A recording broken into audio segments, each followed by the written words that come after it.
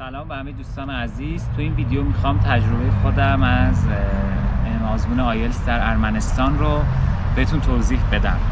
از سایت IDP خب چند روز قبل یا از ماه قبل میتونید برای آزمون آیلتس ثبت نام کنید، لوکیشن رو ایروان انتخاب بکنید و حالا توی تاریخی که من انتخاب کردم برای 1 دسامبر بود، مجموعه اینستیتوت ایدوکس بود که به من جا داد برای آزمون آیلتس. چند تا نکته مهم هستش که باید بدونید برای اینجا. اولا واقعا میتونم بگم فضاش از محیط‌های آزمون آیلتس در ایران بهتر هست، برخوردشون بسیار خوبه. یک مقدار خب انگلیسیشون ضعیفه نسبت به دوستانی که هستن تو مؤسسات داخل ایران کار میکنن، ولی بسیار کمک رسان هستن، کمکتون راهنماییتون میکنن. محیط آزمون خیلی خوب بود، خیلی راحت بود، کیفیت صدا، تصویر بسیار مناسب بود.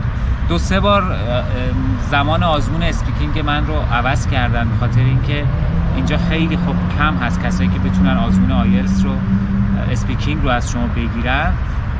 معمولا اینطوری هستش که افرادی که تو 2-3 روز آیلتس دارن اینو همه رو جمع میکنن توی تایم خاصی، توی یک روز خاصی و نیم ساعت زمان میدن که شما بتونید آزمون اسپیکینگتون رو بدید. امروز هم آزمون اسپیکینگ من خوب بود. فردی که امتحان گرفت لهجه بسیار خوبی داشت، خیلی شمرده صحبت میکرد. در مجموع تجربه خوبی بود.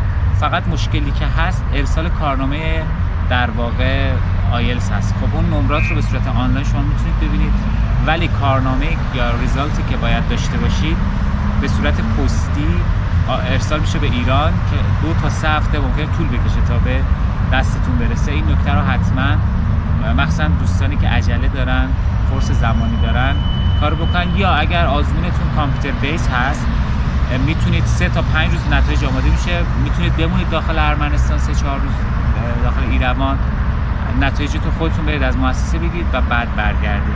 این راه هم پیش روی شما هست. من یه سوال داشتم ازتون، هزینه آزمون رو چطوری باید پرداخت کنیم از ایران؟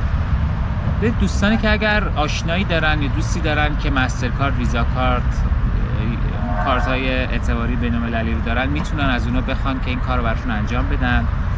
یا در داخل ایران مجموعه مثل ایرانی کارت هستن، من میشناسم، احتمالاً بازم مجموعه باشن که خب یه کمیسیونی میگیرن ولی این کار رو پرداخت‌های آنلاین رو انجام میدن. هزینه آزمونم تو ارمنستان 100,000 درام بود که بخوام تبدیلش بکنم به یورو برای من شد 240 یورو.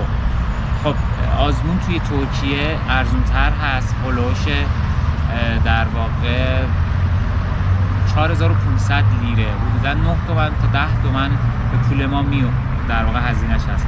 ارمنستان هزینه‌اش گرونتر هست، اما تور برای ارمنستان ارزونتره.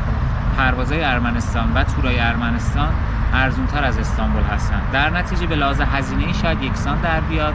حالا دوستانی که ترکیه رو استانبول رو ندیدن، خب شاید بهتر باشه اونجا رو انتخاب بکنن، به شرط اینکه اگر عجله نداشته باشید بتونید اون تایمی که میخواید رو توی سنترهای داخل استانبول یا آنکارا یا هر جایی که خواستید رزرو بکنید.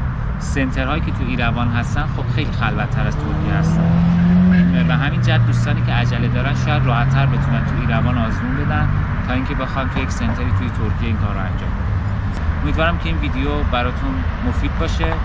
یادتون نره که برای ما کامنت بذارید و اگر سوالی در این زمینه داشتید خوشحال میشیم که بتونیم بهتون کمک کنیم.